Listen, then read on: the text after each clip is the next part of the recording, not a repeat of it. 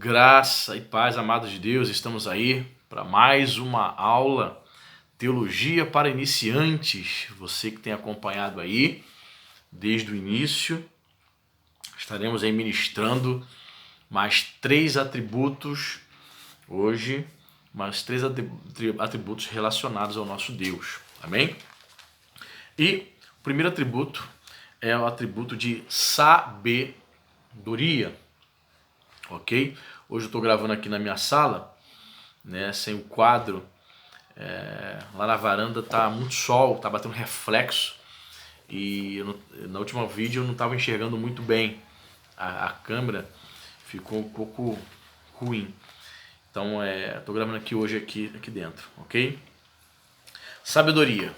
Deus é sábio. Ele cita aqui vários textos, né, de referência. Ele diz: a sabedoria de Deus é a associação de sua onisciência com sua onipotência. Ele tem poder para aplicar seu conhecimento para que se realizem os melhores propósitos possíveis pelos melhores meios possíveis. Deus sempre faz o bem da forma certa e no tempo certo. Ele faz tudo muito bem, segundo Marcos 7,37. Essa ação da parte de Deus de organizar todas as coisas e executar sua vontade no curso dos eventos, com a finalidade de realizar seu bom propósito, chama-se providência, né? A providência divina geral relaciona-se com o universo como um todo. Sua providência particular relaciona-se com os detalhes da vida do homem. Então, essa questão da providência é interessante. Por quê? Porque outros teólogos chamam de graça geral, que é o seguinte: a providência de Deus para com todos os homens, independente se ele é crente, se ele tem uma aliança com Jesus ou não.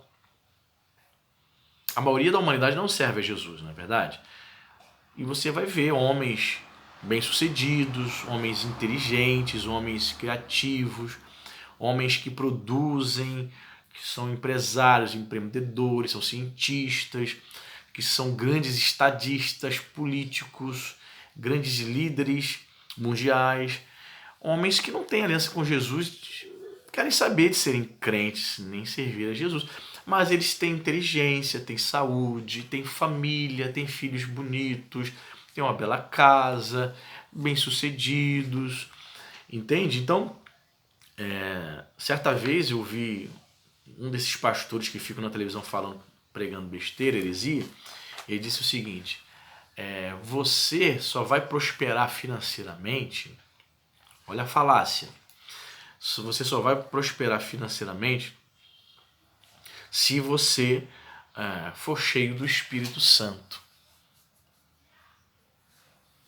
Isso é a teologia dele, né?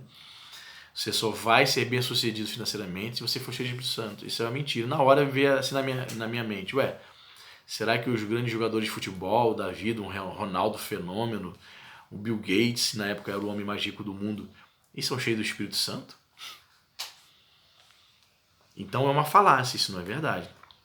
Existem muitos crentes que são pobres, trabalhadores comuns, simples, que são cheios da graça de Deus, cheios do Espírito Santo, são usados por Deus tremendamente. Tem comunhão e aliança com o Senhor. Então essa ideia vem da teologia da prosperidade, muito cuidado. Né? Na verdade, Deus, para atender a propósitos que nós desconhecemos, ele sim vai usar da sua graça geral. Chove, faz sol, tanto na casa do justo quanto na casa do injusto. Né?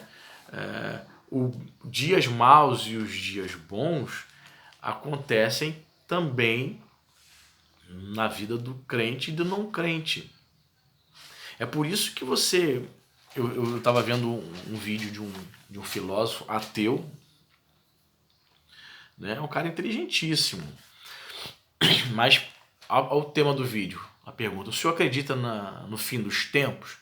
Então ele abre a fala dele dizendo: eu não acredito nessa questão de que o mundo vai acabar, que o sol um dia pode acabar, pode se esfriar e a vida na Terra acabar, mas isso não vai ser agora. E no que diz respeito às questões religiosas, apocalípticas, eu acho tudo isso uma grande besteira, uma grande bobagem, não acredito nisso.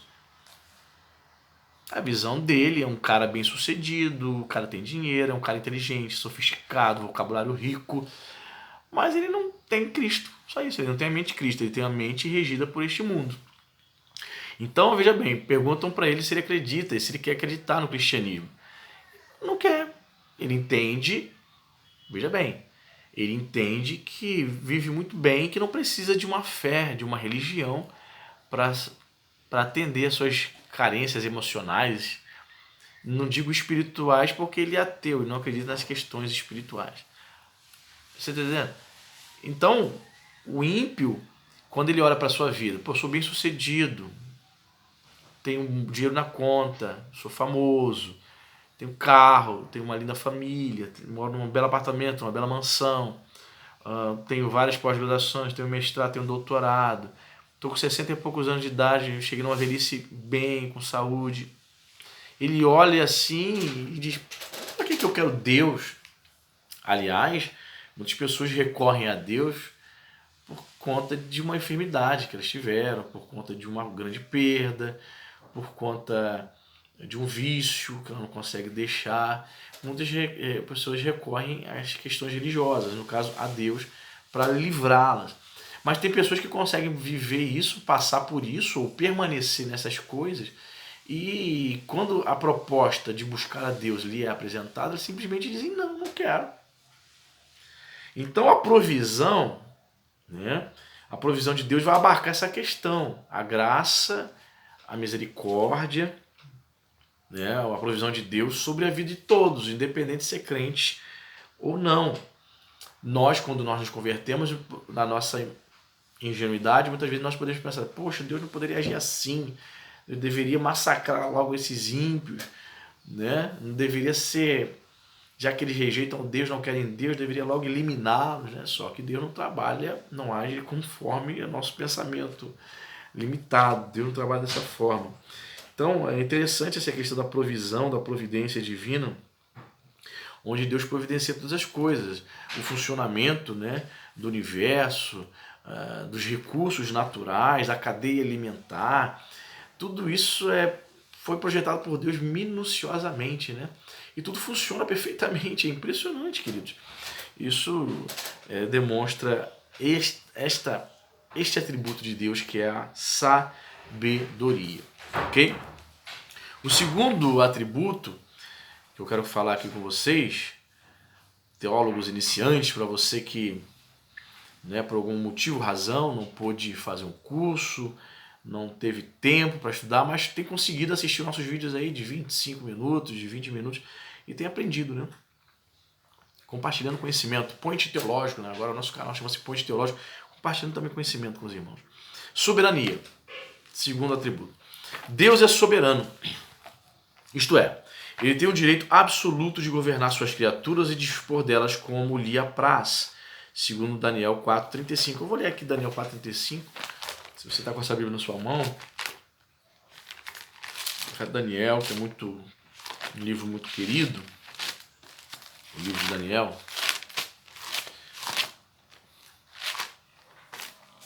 Daniel 4,35.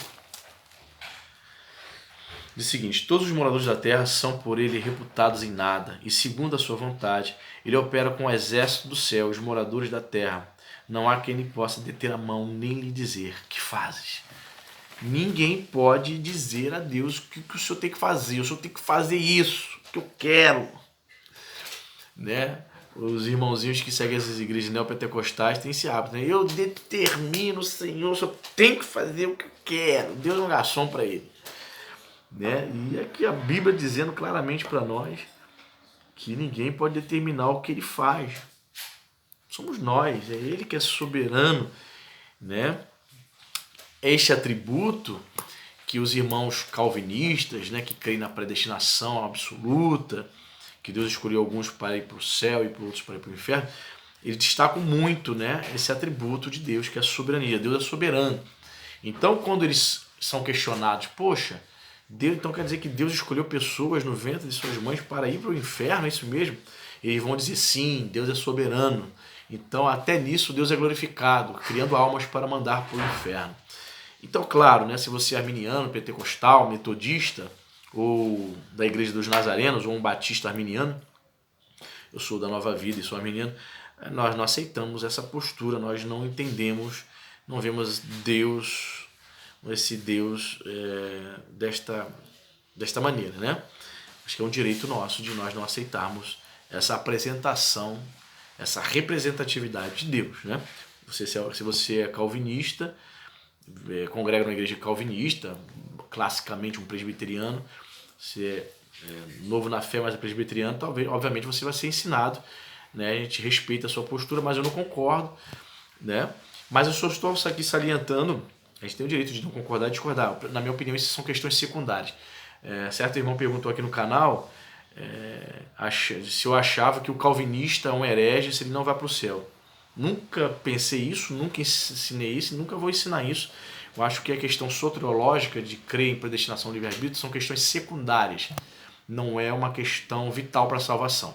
Embora eu veja alguns calvinistas vendo isso como uma questão vital. Se o cara for arminiano, se ele pregar sobre livre-arbítrio, ele vai para o quinto dos infernos, é um herege, tem que ir para a fogueira.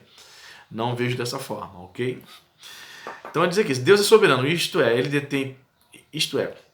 tem o direito absoluto de governar suas criaturas e dispor delas como lhe apraz. Ele tem esse direito em virtude de sua infinita superioridade, de seu domínio absoluto de tudo, de todas as coisas, dependerem totalmente dele para continuar a existir. Dessa maneira, censurar os caminhos do Senhor é insensatez e transgressão. D.S. Clarke observa: a doutrina da soberania de Deus é uma doutrina muito útil e animadora. Se fosse para escolher o que seria preferível, ser governado pelo fatalismo cego, pela sorte caprichosa, pela lei natural revogável, pelo eu pervertido, cuja visão é de curto alcance, ou ser governado por um Deus sábio, santo, amoroso e poderoso. Quem rejeita a soberania de Deus pode escolher ser governado por qualquer um dos fatores restantes. Atributos morais, Deus e as criaturas morais. Ao examinar o registro... vou comentar aqui, que já está entrando outra questão aqui. Então, essa questão da soberania vai ser bem destacada, vai ser bem desenvolvida nas escrituras, né? Só afirmando aqui que o arminiano não nega a soberania de Deus. Nós entendemos que Deus, sim, ele é soberano, Deus, sim, faz o que lhe apraz, sem dúvida. E ele entra aqui no terceiro atributo, santidade. Santidade. Deus é santo. Ele cita aqui muitas passagens. Se você não tem esse livro, eu recomendo Conhecendo as Doutrinas da Bíblia, de Maya Angelou. Olha, se você quiser dar uma pausa aí, ó, e anotar as passagens bíblicas. Mas é um livro, não é caro, irmãos, é um livro barato, tá? Da Maya Angelou, editora Vida, best-seller, não é tão grosso, ok? E é um livro que nós estamos aqui estudando, porque tem uma linguagem fácil, já foi livro-texto de muitos seminários.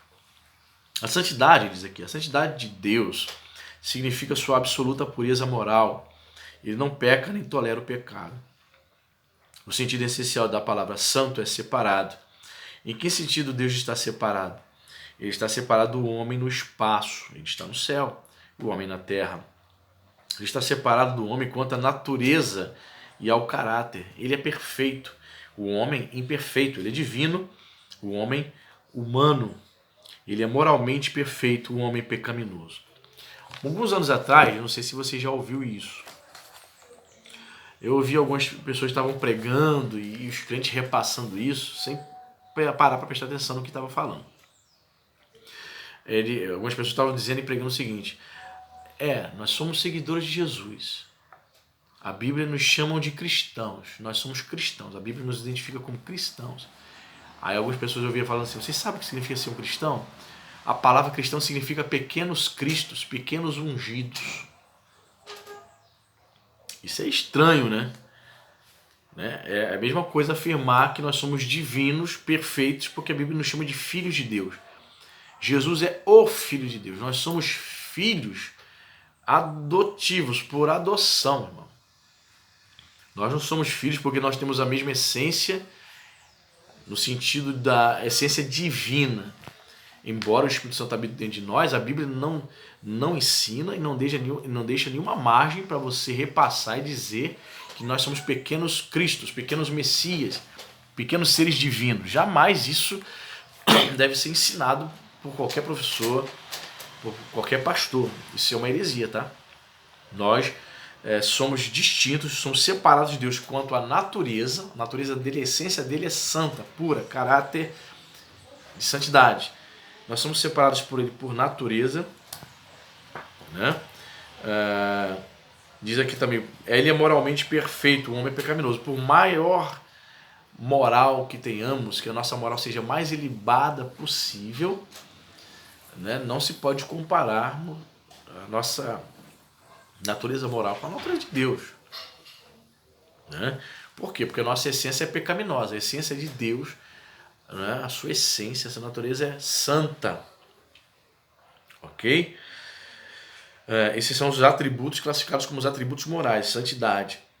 Diz mais aqui, percebemos, portanto, que a santidade é o atributo que mantém a distinção entre Deus e a criatura.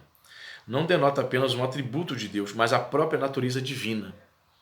Portanto, quando Deus se revela a si mesmo de modo a impressionar o homem com sua divindade, disse que ele se mostra santo. Isto é, revela-se a si mesmo como santo. Quando os serafins descrevem o resplendor divino que emana daquele que está sentado no trono, eles exclamam: Santo, Santo, Santo é o Senhor dos exércitos. Só um esclarecimento aqui acerca desse texto, Isaías 6,3, quando os serafins declaram, voando ao redor do trono, naquela visão do profeta Isaías, os serafins, que significam seres ardentes, declaram Santo, Santo, Santo. Muitos comentaristas, né, a própria igreja cristã, durante esses 2000 anos, olhavam para esse texto e declaravam. Por que eles falam santo? Uma declaração da santidade da Santíssima Trindade. Certo? Santo, santo, santo. É errado você pregar e ensinar isso? Não necessariamente. Não vejo erro nisto, não. Mas também é importante nós nos lembrarmos que Isaías foi escrito em hebraico, tá? No Antigo Testamento. E no Antigo Testamento, no hebraico, não existe termos superlativos. Você lembra disso? Não? Vou te lembrar. A gente aprende isso no ensino fundamental. O que é o superlativo? Por exemplo, eu digo assim, eu tenho muitas canetas. Muita. Aí eu vou usar o superlativo. Eu digo, eu tenho muitíssimas canetas. Isso é um superlativo.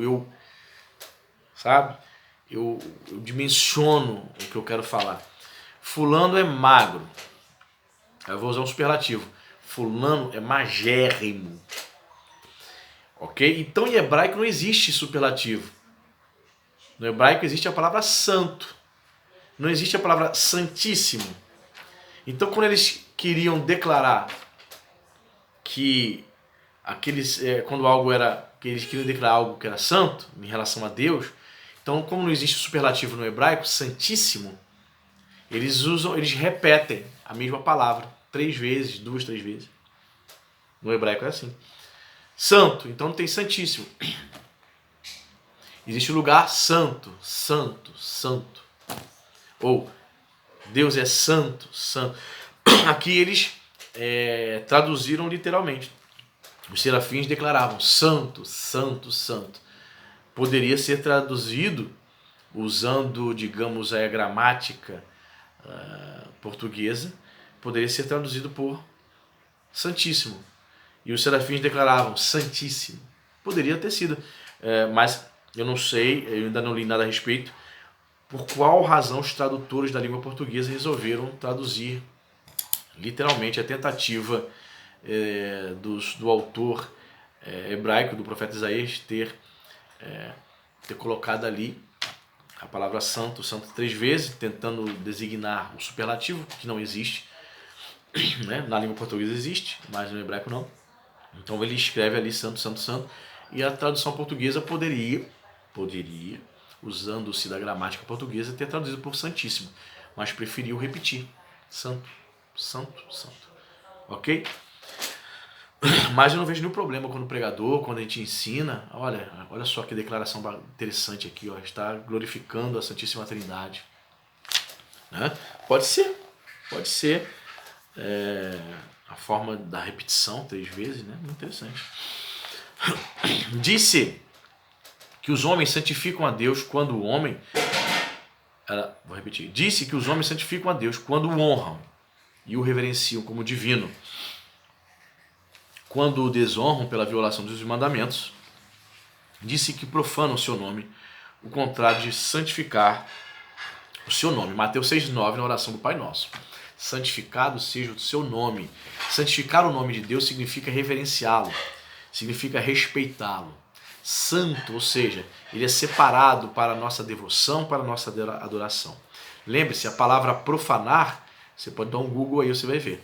Profanar significa tornar comum, tornar ordinário no sentido de que não é nada separado, não é santo, não tem nada de sagrado ali, nesse contexto, nesse sentido. Né? Então Deus, quando a pessoa torna o nome do Senhor profano, é tornar o nome de Deus comum, tornar a pessoa do Senhor comum, ela não respeita, não reverencia. Deus para ela é como se fosse comum, como uma caneta, como um controle da TV, enfim, ela não o honra. Então, quando nós santificamos o nome de Deus, é quando ele está em primeiro lugar na nossa vida de louvor, de devoção e de oração. Ok? Que mais? Somente Deus é santo em si mesmo. Dessa maneira, o povo, os edifícios e os objetos santos são assim descritos porque Deus os fez santos e os santificou. Você entende isso? Quando nós dizemos assim, vamos à casa de Deus, ao templo onde nós nos reunimos para cultuar o Senhor. Por exemplo, o nosso templo, nossa igreja, antes de se tornar igreja, foi uma oficina de caminhões, foi uma marmoraria. Então, antes de se tornar um lugar de reunião dos santos, dos crentes para adorar o Senhor, era um lugar comum, profano. Ali não se invocava o nome do Senhor, aquele lugar não foi consagrado, dedicado para a reunião dos santos, para a adoração, para o culto. Entende? Então um lugar se torna sagrado, santo, por quê? Depende do que aconteceu, o que está acontecendo ali. Quando nós, os crentes, nós dedicamos, nós santificamos, separamos aquele lugar, dedicamos aquele lugar para ser um lugar de adoração, de invocação do nome do Senhor. Então é diferente. Então existem os lugares comuns, profanos, onde Deus não é invocado naquele lugar, e os lugares sagrados, santos. Então, todo o templo onde se reúne o povo de Deus para invocar o nome do Senhor, para ser pregada ali a palavra, para onde ele é adorado, tem aquele lugar para nós podermos dizer que é um lugar santo. Por quê? Porque foi um lugar separado. A palavra santo vem do hebraico kadosh e do grego hagios, e tem esse significado mesmo, né? Significa aquilo que foi separado. Separado de tudo aquilo que é profano, tudo aquilo que é comum, tudo aquilo que não se é reverenciado. Entende? Ele diz mais aqui, ó.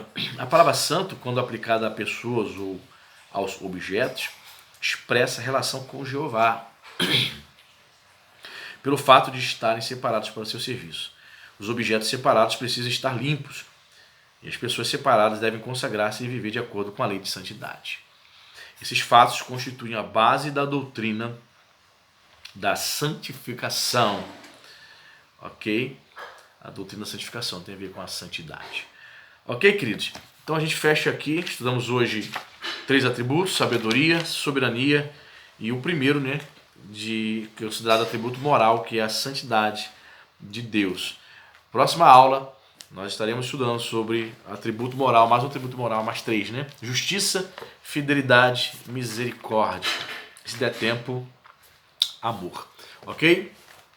Deus abençoe, compartilhe o nosso canal aí, Ponte Teológico, convide seus amigos, manda aí pro grupo do WhatsApp da família, ó, se inscreva nesse canal aí, o pastor está dando aulas aí de teologia para iniciantes, compartilhando conhecimentos, amém? Então divulgue o nosso canal, Deus abençoe rica e abundantemente, até a próxima.